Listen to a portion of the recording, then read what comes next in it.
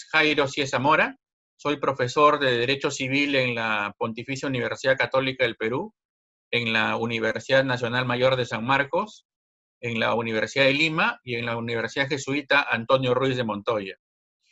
¿La utilización de mi foto para hacer un meme constituye per se una violación al derecho de honor o de imagen? Bueno, es una pregunta interesante, ¿no? Porque, digamos, para el derecho privado también.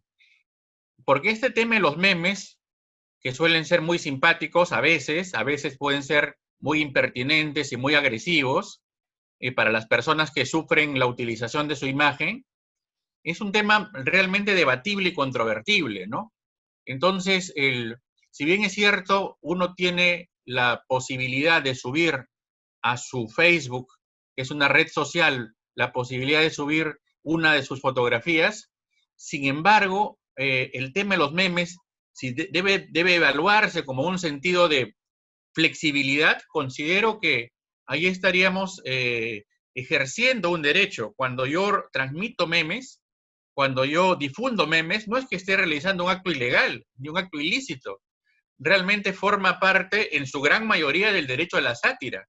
Y el derecho a la sátira como un límite al derecho a la imagen personal, como un límite al derecho al honor y a la reputación. Hay un animus, y ese animus es el animus jocandi, es el animus de causar risa, de causar gracia, de causar simpatía o de generar algún tipo de reflexión. Así que el tema de que si alguien puede utilizar mi imagen para difundirla, yo creo que hay que ser ahí un poco dúctil, ¿no? Me refiero a ser un poco flexible o maleable, porque no es a rajatabla que la utilización de la imagen de una persona a través de un meme vaya a generar una consecuencia jurídica negativa o vaya a generar una indemnización o un resarcimiento o un caso de responsabilidad civil. Yo creo que hay que analizar caso por caso, ¿no? Que hay que analizar casuísticamente. La difusión o la divulgación de un meme, me parece, per se, no implica una tutela resarcitoria, es decir, una indemnización por los daños y perjuicios.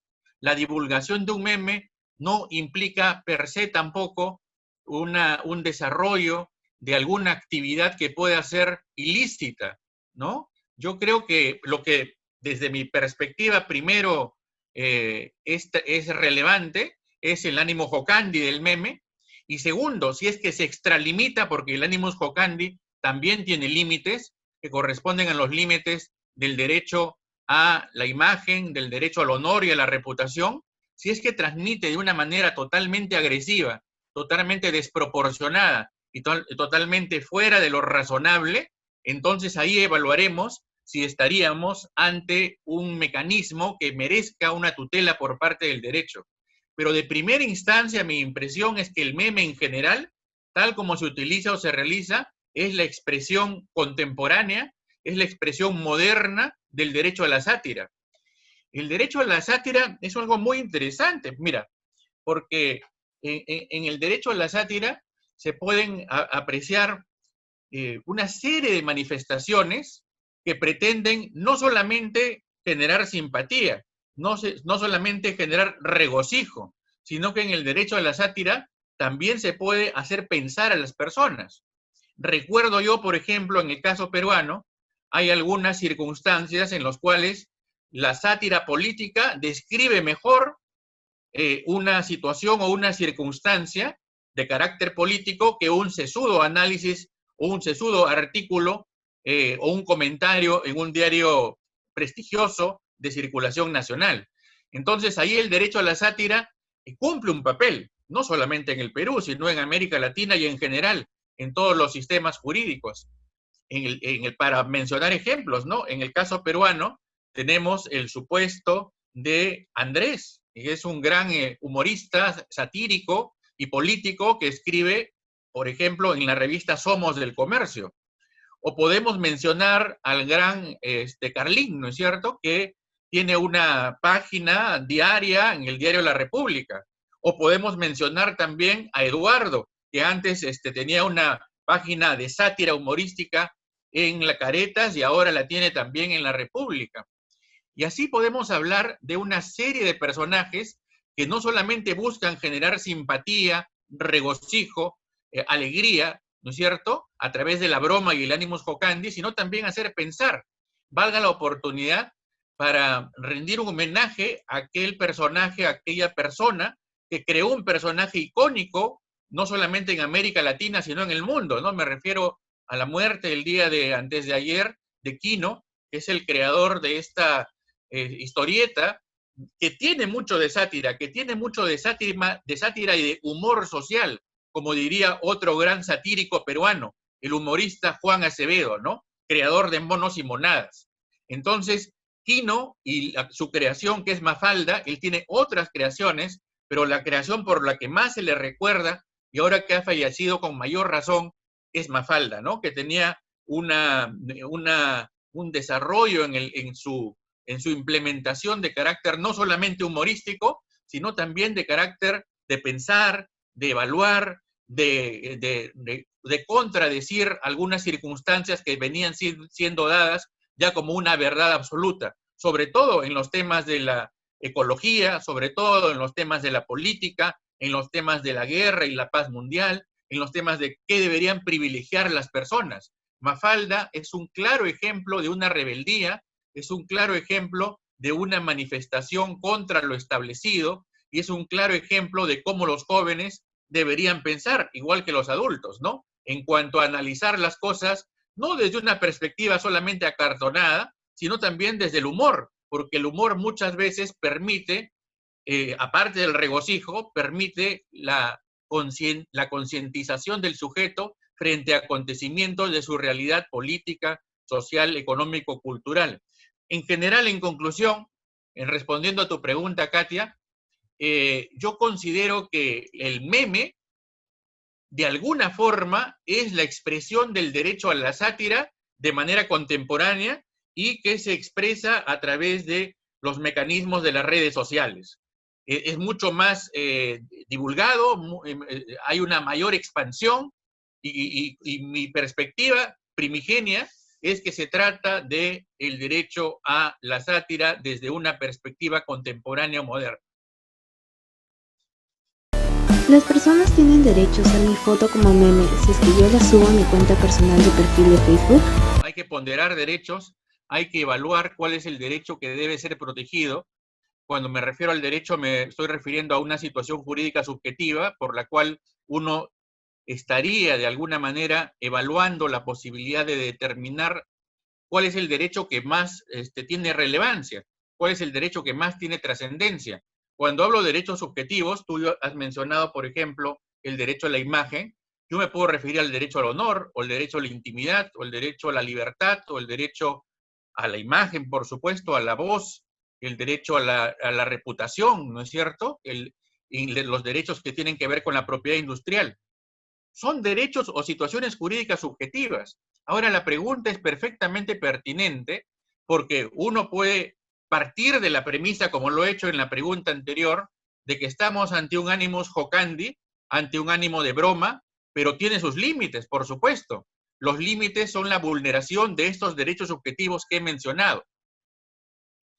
Por ejemplo, puede ser que se utilice esa imagen extraída del Facebook para denigrar los derechos de la persona, para denigrar el honor o la reputación de la persona, no con un animus jocandi, básicamente, sino con un ánimo de agresión, con un ánimo de generar un daño, un menoscabo, una lesión a un interés jurídicamente protegido.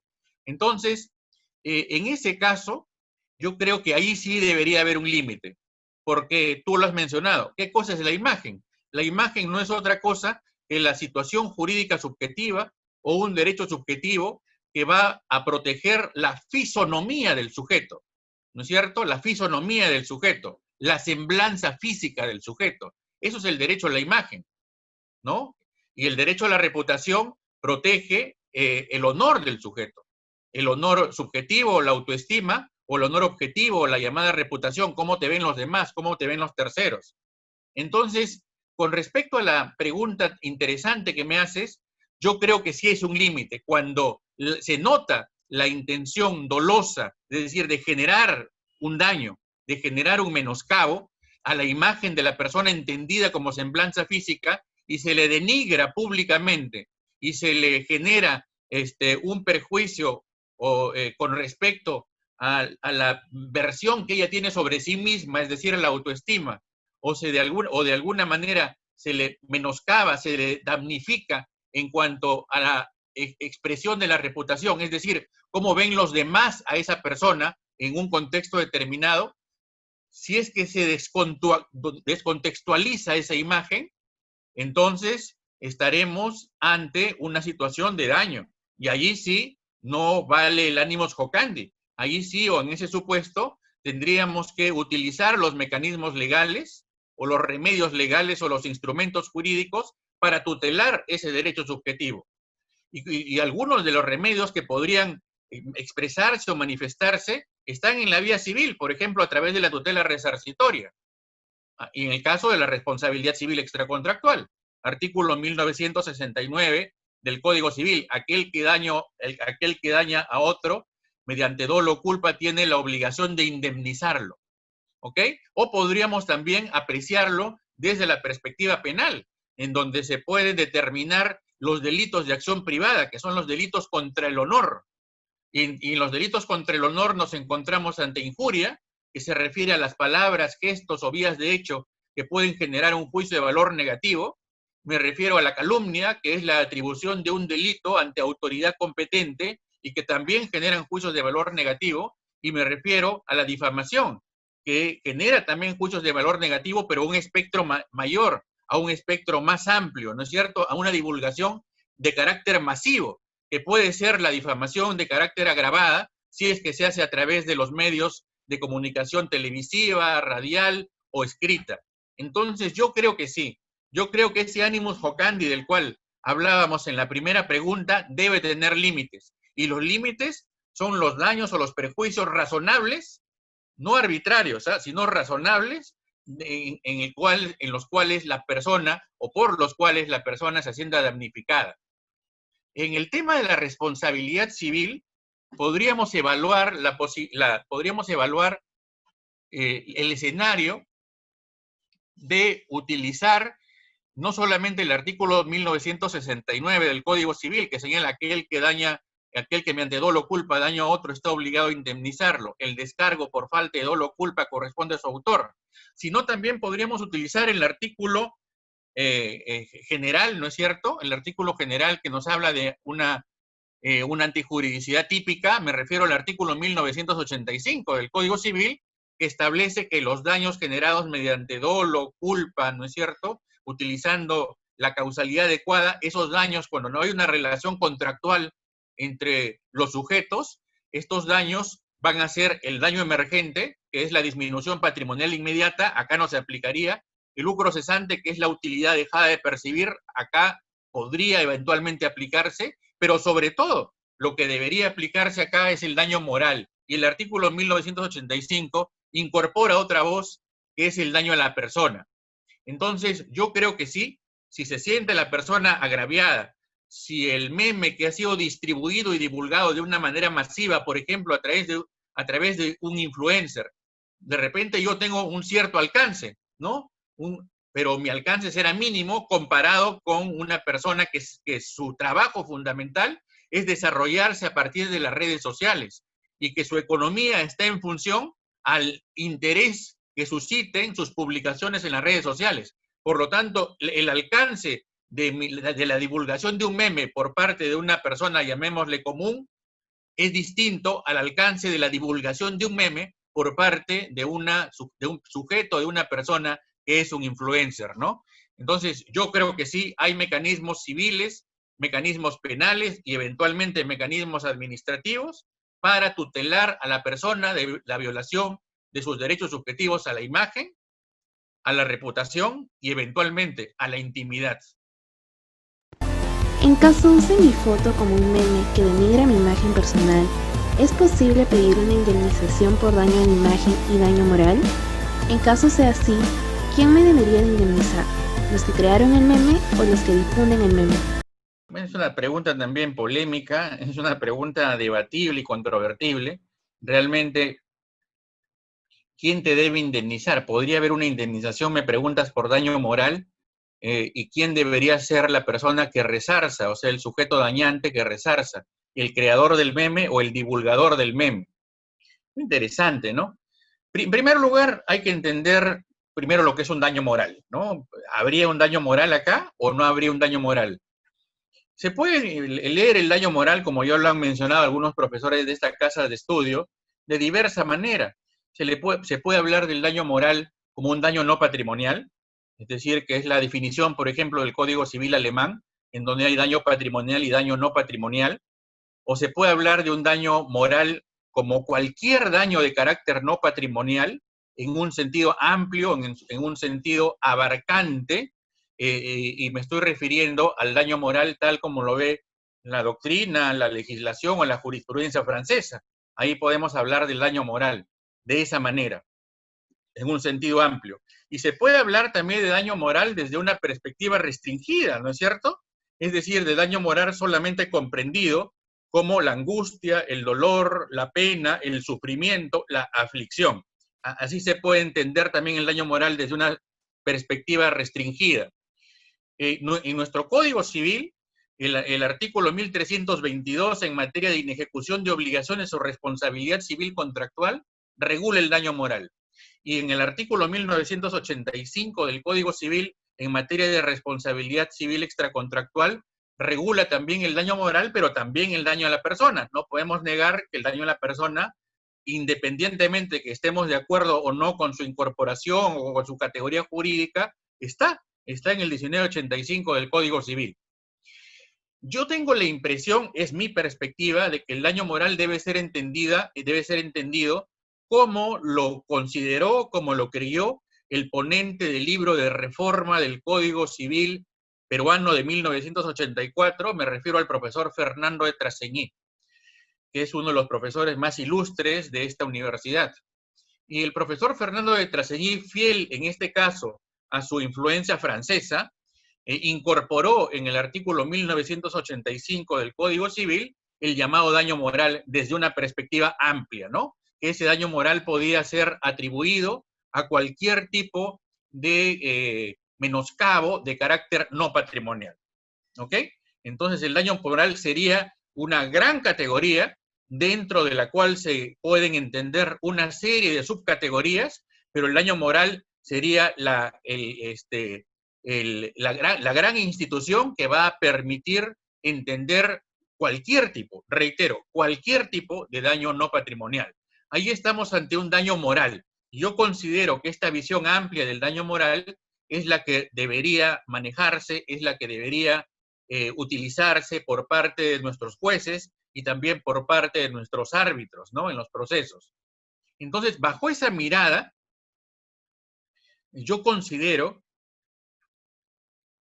que en este caso, sí, efectivamente, la persona menoscabada o el damnificado podría solicitar una tutela resarcitoria, ¿no? Podría solicitar una tutela resarcitoria para que se le resarza por el daño moral que se ha generado, sea un daño moral que tenga que ver con elementos transitorios como la angustia, el dolor, el sufrimiento, o sea un daño moral que tenga que ver con la vida existencial de la persona, con la vida de relación del sujeto.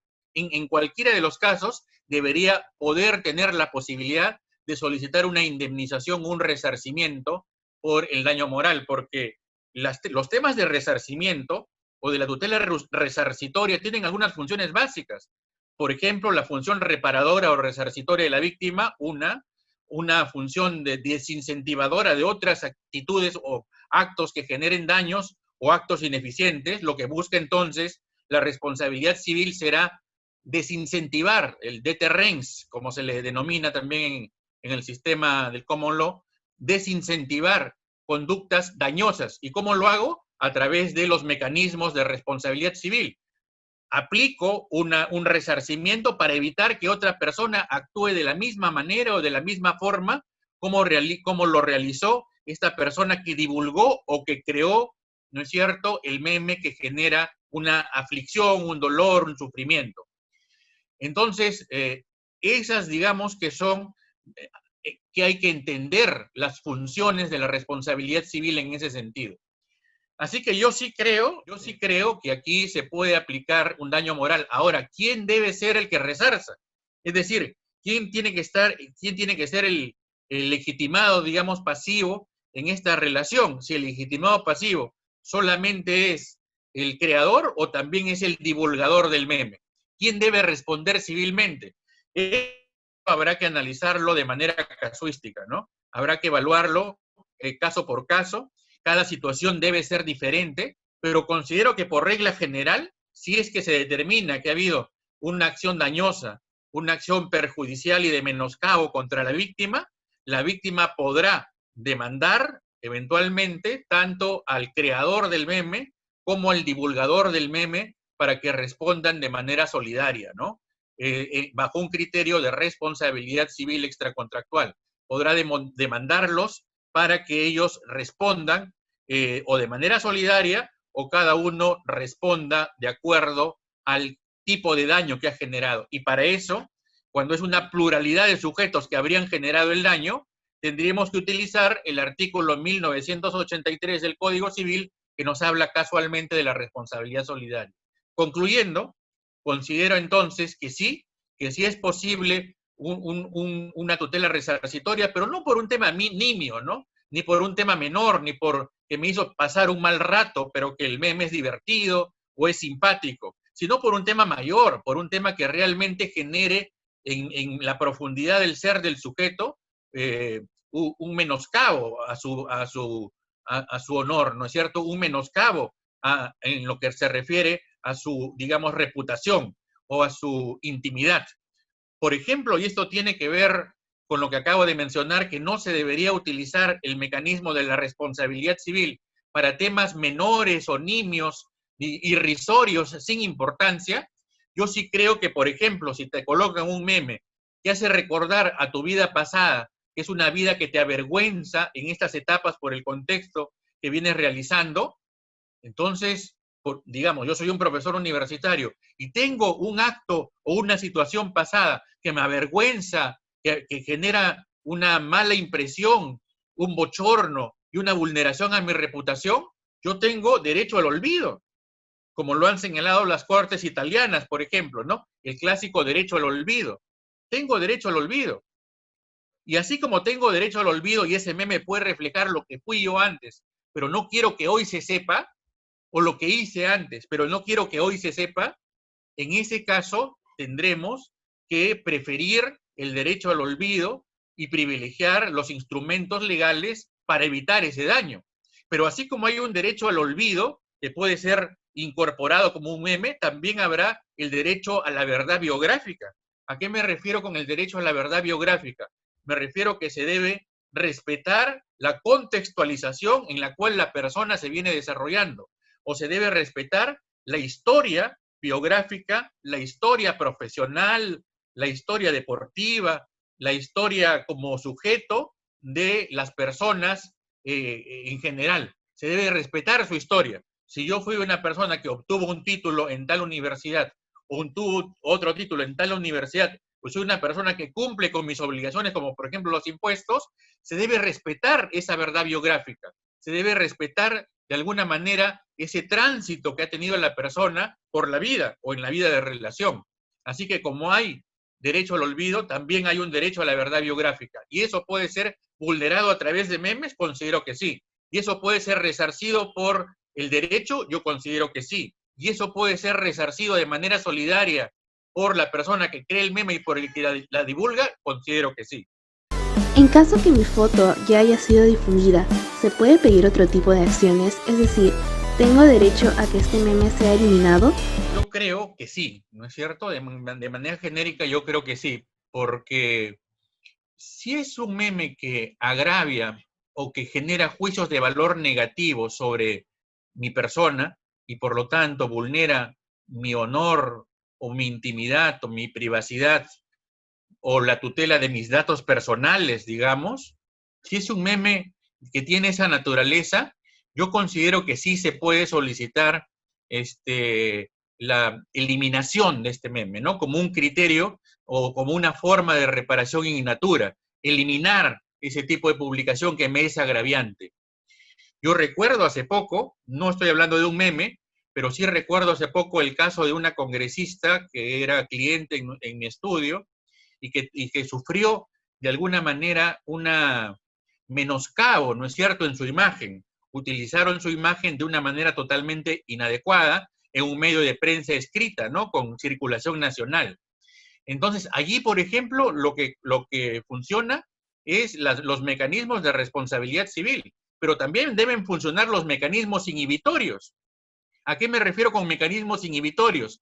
Me refiero a aquellos mecanismos que buscan suspender la ejecución del acto reclamado, es decir, evitar que el acto se siga generando, que se siga dando. Por ejemplo, en el caso que tú me preguntas, Katia, el acto que debería evitarse es que se siga divulgando este meme que me produce una grave afección, no una afección nimia o elemental que debo tomarlo yo con humor, con gracia, con risa, no así, sino una grave afección y que sea razonable esa grave afección, puedo pedir la inhibición, ¿no es cierto?, de la divulgación o de la publicación de este meme. Podré pedir entonces la cesación de su difusión.